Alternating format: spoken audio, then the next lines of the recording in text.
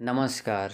देवरिया हत्याकांड, वह विवादित जमीन जहां 6 लोगों का मौत का तांडव करवाती है, उस विवादित जमीन का फैसला अब आता है। वह विवादित जमीन जिसके लिए इंसान को भेड़ और बकरियों की तरह मारा जाता है, उस जमीन की प्यास अब बुझी है और अब जाके कोर्ट ने अंतिम फैसला सुनाया है। देवरिया ज़िले में ज़मीन विवाद को लेकर 6 लोगों की मौत हुई थी। ज़मीन के बैनामे के बाद सत्य प्रकाश दुबे ने आपत्ति दाखिल की थी। 9 साल से यह मुकदमा चल रहा था। 1-2 साल से नहीं, पूरे 9 साल से यह मुकदमा चल रहा था। अब मामले में तहसील कोर्ट प्रेमचंद्र यादव के पक्ष में फैसला सुनाया है। प्रेमचंद्र के वारिस को ज़मीन देने का फ़ैसला किया है, क्योंकि अब प्रेमचंद्र तो रहे नहीं, तो उनके वारिस को ज़मीन देने का फ़ैसला कोर्ट ने किया है।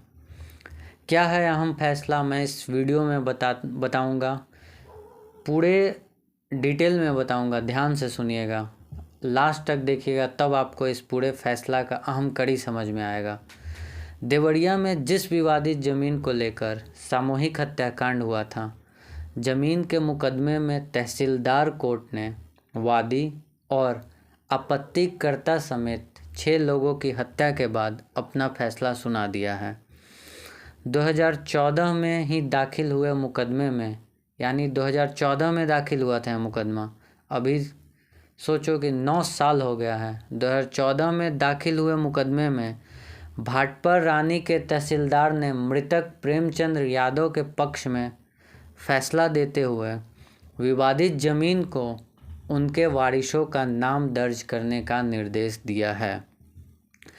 इस फैसले के बाद यह कांड फिर चर्चा में आ गया है और इस विवादित ज़मीन के फैसले के बाद चर्चा में तो आना ही था। हालांकि कानून के जानकार इस फैसले को गलत बताकर कई तरह के सवाल खड़ा कर रहे हैं, लेकिन अब इससे होना जाना कुछ है नहीं, क्योंकि अब तो फैसला आ गया है। देवरिया ज़िले के रुद्रपुर कोतवाली क्षेत्र के फतेहपुर गांव निवासी पूर्व जिला पंचायत सदस्य प्रेमचंद्र यादव ने साल 2014 में, यानी कि 2023 अभी चल रहा है, 2014 की ही बात थी, 2014 में ही ज्ञान प्रकाश दुबे उर्फ साधु दुबे से 9 बीघा ज़मीन औने पौने दाम पर बैनामा करा लिया था।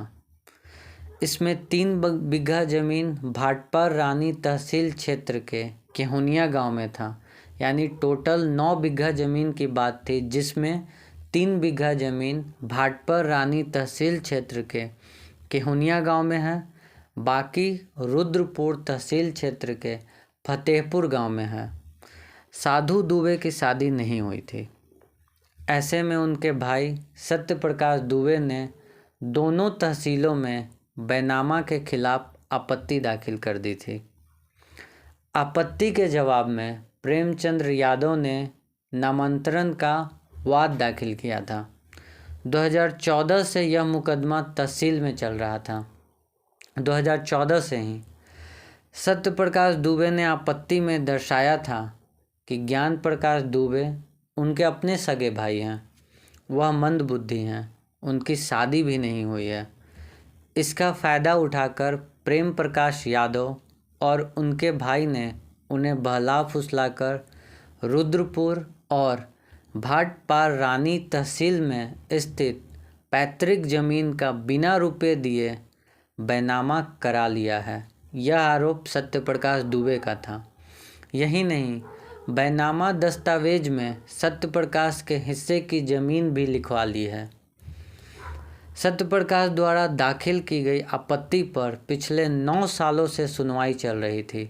इसी बीच 2 अक्टूबर को विवाद में प्रेमचंद्र यादव और सत्य प्रकाश दुबे समेत 6 लोगों की हत्या हो गई। 2 अक्टूबर को हुआ था हत्याकांड, ये सबको याद है। विवादित ज़मीन के मुकदमे में बीते 4 अक्टूबर को तारीख थी। इस विवादित ज़मीन के सिलसिले में 4 अक्टूबर को तारीख था कोर्ट का, 2 अक्टूबर को सुबह सुबह लगभग प्रेमचंद्र यादव सत्य प्रकाश दुबे के घर मुकदमा सुलह करने का दबाव बनाने गए थे, जहां प्रेम यादव की हत्या हो गई। उनकी हत्या की खबर सुनकर भारी भीड़ दुबे के घर पहुंच गई, यानी कि सत्य प्रकाश दुबे के घर। जैसे ही भीड़ सुनती है कि प्रेमचंद्र यादव की हत्या हो गई है, तो सारी उग्र भीड़ सत्य प्रकाश दुबे के घर पहुंच गई। प्रेमचंद्र यादव का शव देखकर भीड़ उग्र हो गई। उग्र भीड़ ने इसके प्रतिशोध में सत्य प्रकाश दुबे, उनकी पत्नी किरण, बेटी सलोनी और नंदिनी और बेटा दीपेश उर्फ गांधी की बड़ी बेरहमी से हत्या कर डाली। भीड़ के हमले से गंभीर रूप से घायल दुबे के एक बेटे अनमोल का गोरखपुर मेडिकल जो कॉलेज है, मेडिकल हॉस्पिटल है, उसमें अभी भी इलाज चल रहा है। हमले के दौरान बड़ा बेटा यानी कि देवेश दुबे बाहर गया था, जिससे उसकी जान बच गई। इस मामले में दोनों पक्षों से 23 नामजद और 50 अज्ञात लोगों के खिलाफ मुकदमा दर्ज हुआ है। इसमें 21 लोगों को पुलिस ने गिरफ्तार कर लिया है। बाकी आरोपियों की गिरफ्तारी के लिए पुलिस की 4 टीम गठित की गई है। इसके बाद देवरिया कांड में इस विवादित ज़मीन को लेके बहुत चौंकाने वाला खुलासा हुआ है, जिसे हम अगली वीडियो में बताएंगे। अगर आप वह खबर देखना चाहते हैं तो हमारे चैनल को सब्सक्राइब कर लें, ताकि जब वह वीडियो आए तो आपको पता चल सके और आप उस चौंकाने वाले खबर को देख सकें। इसी शब्द के साथ मैं विराम देता हूँ। जय हिंद।